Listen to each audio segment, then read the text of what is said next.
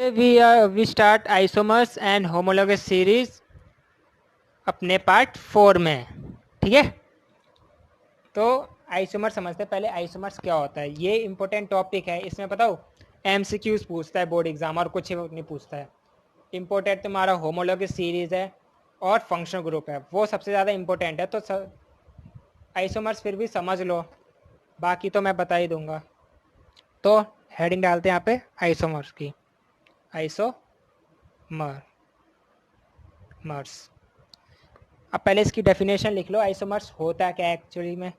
तो आइसोमर्स क्या होते हैं, सिंपल वे में अगर मैं समझाऊं तो आइसोमर्स वो ऑर्गेनिक कंपाउंड्स हैं जिनका मॉलिक्यूलर फॉर्मूला सेम होता है but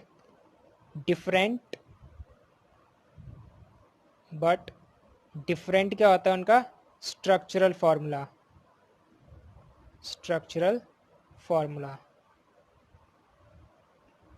formula is known as isomers and this phenomena, और इस पूरे फिनोमिना को कहते हैं आइसोमेरिज्म।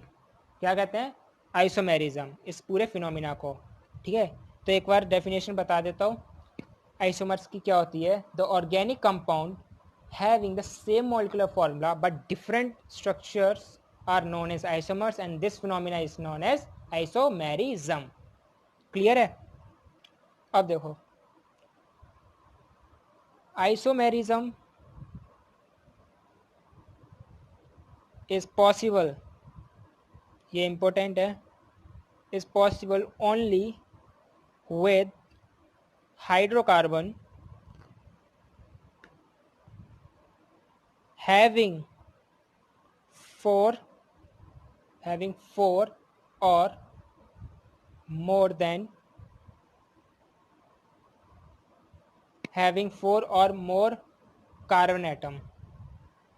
Carbon atom.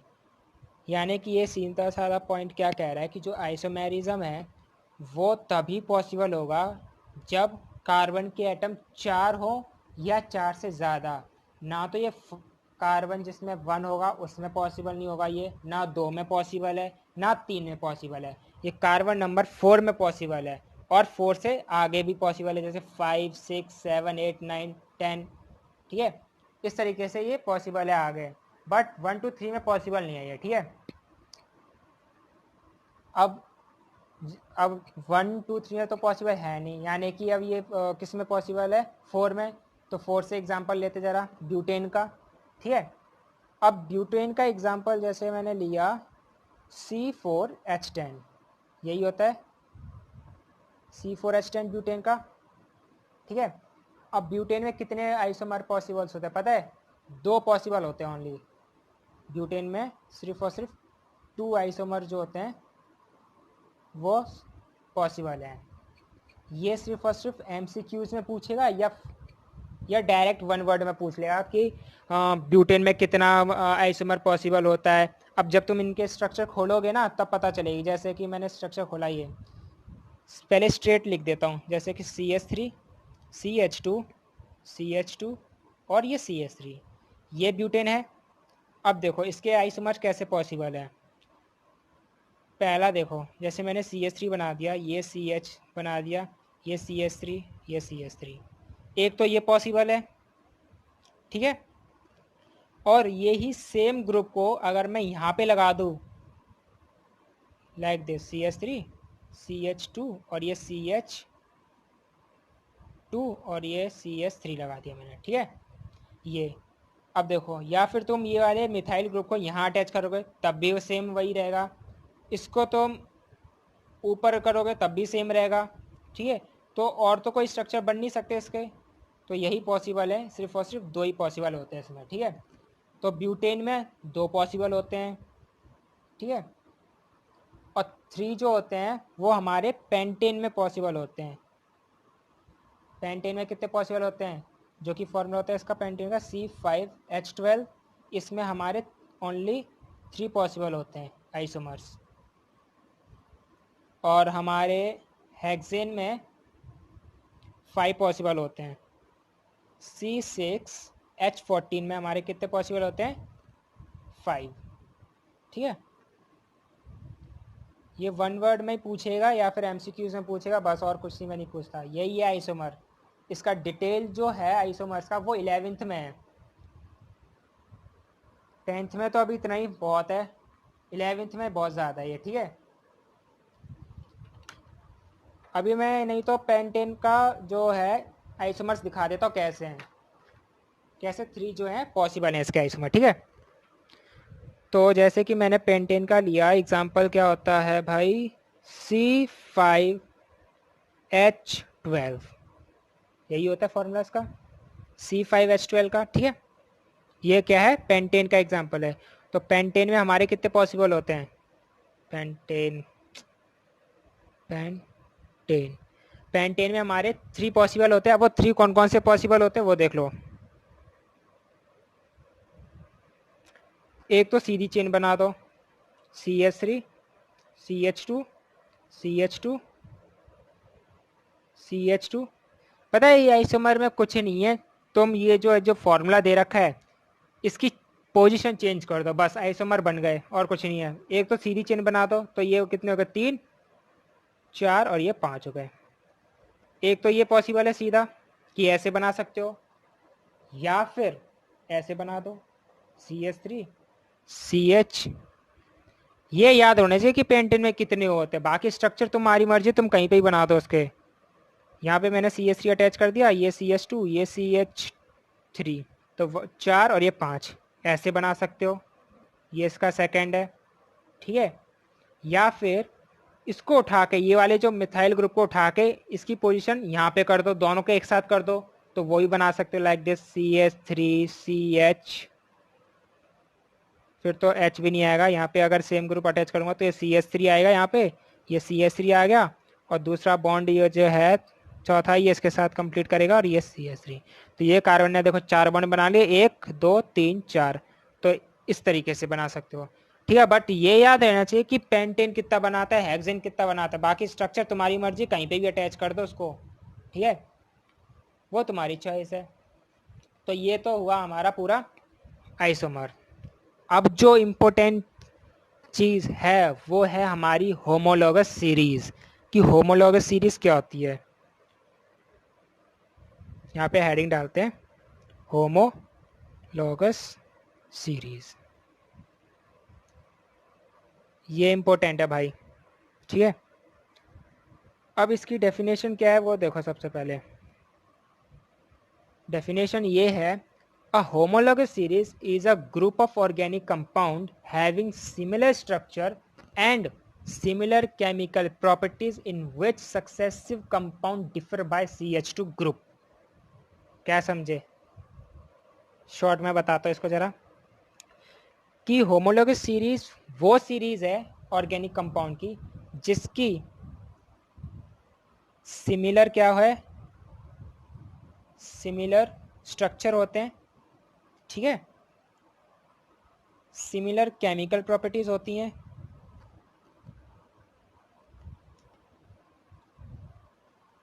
ठीक है, और इनके जो सक्सेसिव 2 ग्रुप होंगे, जो इसके सक्सेसिव 2 ग्रुप कंपाउंड होंगे, वो किससे डिफर होंगे, CH2 ग्रुप से डिफर होंगे। यानी कि उसके जो सक्सेसिव कंपाउंड, अभी समझाऊंगा कैसे, वो डिफर होंगे bye CH2 group. CH2 group, ये CH2 का नाम पता क्या है, इसको मिथाइलिन बोलते हैं। क्या बोलते हैं, मिथाइलिन। अब डेफिनेशन सुनो क्या है, a homologous series is a series of organic compound having similar structure and similar chemical properties in which successive compound differ by CH2 group। जो इनके सक्सेसिव कंपाउंड होंगे वो CH2 से डिफरेंट होंगे, CH2 से डिफर होंगे। ठीक है, जैसे कि मैं होमोलॉगस सीरीज ऑफ एल्केन की बताता हूँ, होमोलॉगस सीरीज ऑफ एल्केन इसकी बताऊंगा। ठीक है, अब देखो, जैसे कि मैंने पहला लिया मिथेन, मीथेन लिया, फॉर्मूला क्या होता है CH4, यही होता है। फिर इथेन का लेंगे, क्या फॉर्मूला होता है C2H6। प्रोपेन का लेंगे, प्रोपेन क्या होता है C3H8, ये ले लिया। अब जैसे कि मैंने बोला कि होमोलॉगस सीरीज में सिमिलर स्ट्रक्चर होते हैं, केमिकल प्रॉपर्टीज भी सेम होती है, और जो उनके सक्सेसिव कंपाउंड होंगे वो CH2 ग्रुप से डिफर होंगे, CH2 ग्रुप से डिफर होंगे। यानी कि देखो CH4 ये मीथेन है और ये है इथेन, तो मुझे इन दोनों के बीच में कितना डिफरेंस है, CH2 का ही तो डिफरेंस है। अगर मैं इसमें जिसमें कार्बन 1 की कमी है और हाइड्रोजन 2 की कमी है, ठीक है ना, जब मैं इसमें CH2 ग्रुप इसमें और ऐड कर दूंगा तभी तो मेरा इथेन बनेगा। तो यानी कि जो मीथेन का सक्सेसिव कंपाउंड है वो इथेन है, और कितने में जो डिफर है वो CH2 ग्रुप का ही तो डिफर है इनके बीच में, जो कि कार्बन 1 की कमी है और हाइड्रोजन 2। अगेन जब इथेन से मैं प्रोपेन आऊँगा, अगेन इसमें CH2 की तो कमी है, इसमें अगर एक कार्बन और ऐड कर दूंगा तो C3 बन जाएगा, और 2 हाइड्रोजन ऐड करूंगा तो H8 बन जाएगा, तो क्या बन जाएगा प्रोपेन। तो ऐसे ही सक्सेसिव कंपाउंड जो हैं वो डिफर है CH2 ग्रुप से। यही थी हमारी होमोलॉगस सीरीज ऑफ एल्केन। अब बोर्ड में पता है होमोलॉगस सीरीज के कैरेक्टरिस्टिक्स पूछता है, जो कि ये इम्पोर्टेंट है, इसके 5 पॉइंट्स हैं वो लर्न कर लेना, जो कि इम्पोर्टेंट है ये, ठीक है। अब मैं वो 5 जो है लिख देता हूँ, और वो भी एल्केन्स ही पूछेगा, वो एल्कीन्स या एल्काइंस की बहुत कम पूछता है, एल्केन की ज़्यादा पूछता है वो, ठीक है। तो मैं ज़रा यहाँ पे बताता हूँ, ठीक है, नए पेज में। तो हेडिंग डाल लो भाई, कैरेक्टरिस्टिक्स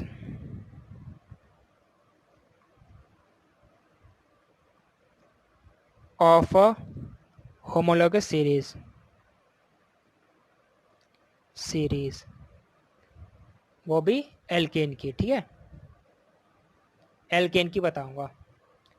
एल्कीन और एल्काइंस में कुछ नहीं है, सिर्फ एल्केन की ज़्यादा पूछता है बोर्ड में। तो पहली प्रॉपर्टी ये कहता है कि all the members of homologous series can be represented by same general formula. हमारे एल्केन्स में जितने भी मेंबर्स होंगे, हमारे एल्केन की होमोलॉगस सीरीज में जितने भी मेंबर्स होंगे, उनको हम एक ही सेम जनरल फार्मूले से रिप्रेजेंट करेंगे, ठीक है। पहला पॉइंट ये है कि all the members of a homologous series can be represented by same general formula। अब मुझे एल्केन का पहले फॉर्मूला बताएगा कोई कि जनरल फार्मूला क्या होता है। अब यही नहीं पता होगा तो फिर रिप्रेजेंट कैसे करेंगे भाई। तो एल्केन का जो जनरल फार्मूला होता है वो क्या होता है, यहाँ पे लिख देता हूँ, CnH2n प्लस में 2, ये एल्केन का जनरल फार्मूला है, ठीक है। तो जितने भी मेंबर्स होंगे हमारे होमोलॉगस सीरीज एल्केन के, उनको हम रिप्रेजेंट करेंगे सेम जनरल फार्मूले से, जो कि ये फार्मूला होता है। पहला पॉइंट क्लियर है। सेकंड पॉइंट देखो, any two adjacent homologous differ by one carbon atom, जैसे कि मैंने बताया एक कार्बन एटम, एंड 2 हाइड्रोजन के एटम इन देयर मॉलिक्यूलर फॉर्मूले।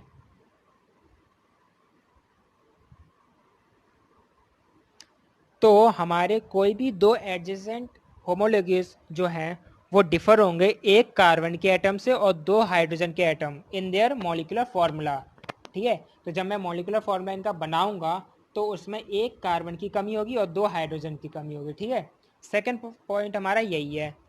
तीसरा पॉइंट क्या कहता है वो देखो, the difference in the molecular masses end of any 2 adjacent homologous is 14U, यानी कि द डिफरेंस जो डिफरेंस आएगा हमारे मॉलिक्यूलर मासेस में, इन दी molecular masses of any two adjacent homologues of any two adjacent homologues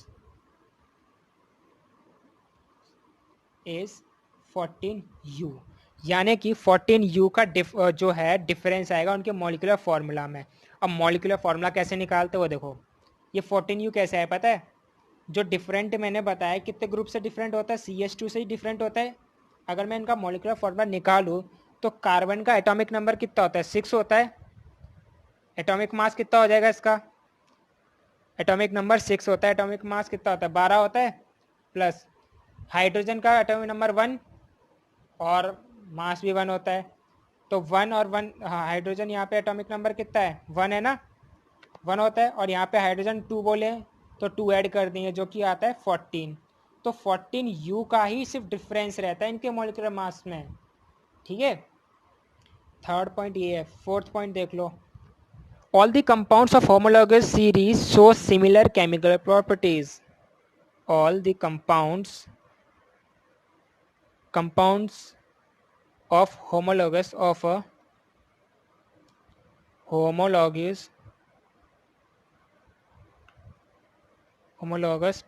series show similar chemical properties. जितने भी हमारे members होंगे होमोलॉगस सीरीज के वो एक ही जैसे केमिकल प्रॉपर्टी शो करते हैं, सिमिलर शो करते हैं, ठीक है। प्रॉपर्टी यहाँ प्रॉपर्टीज आएगा वैसे तो। अब फिफ्थ पॉइंट देखो, फिफ्थ पॉइंट क्या है, the member of homologous series show a gradual change in the physical property with increase in molecular masses. क्या है फिफ्थ पॉइंट, जो मेंबर्स हैं हमारे, the members of homologous series show a gradual change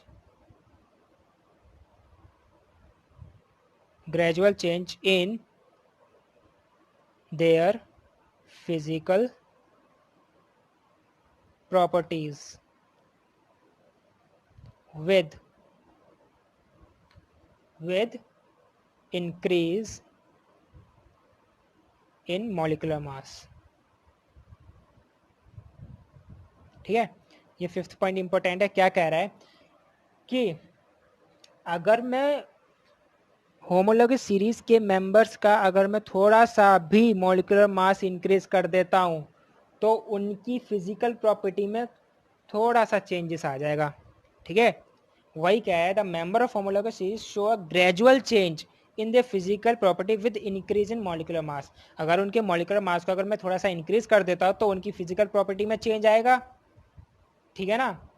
क्योंकि दो adjacent homologous series में हम उनका डिफरेंस कितना होता है, CH2 का डिफरेंस होता है, यानी कि उनका जो मास है CH2 का मॉलिक्यूलर मास वो 14U का है।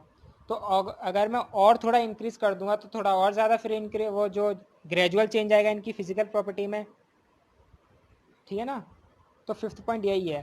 तो इसके ये 5 पॉइंट हैं, ये 5 पॉइंट रट लेना, रट क्या लेना, समझा ही दिया तो ये समझ लेना, ठीक है, और ये लिख देना। तो ये तो एल्केन की थी। एल्काइंस में कुछ नहीं है ज़्यादा, ना एल्काइंस ना एल्कीन में ज़्यादा है, ठीक है। देखो होमोलॉगस सीरीज ऑफ एल्कीन और होमोलॉगस सीरीज ऑफ एल्काइन, इन दोनों में ज़्यादा कुछ नहीं है।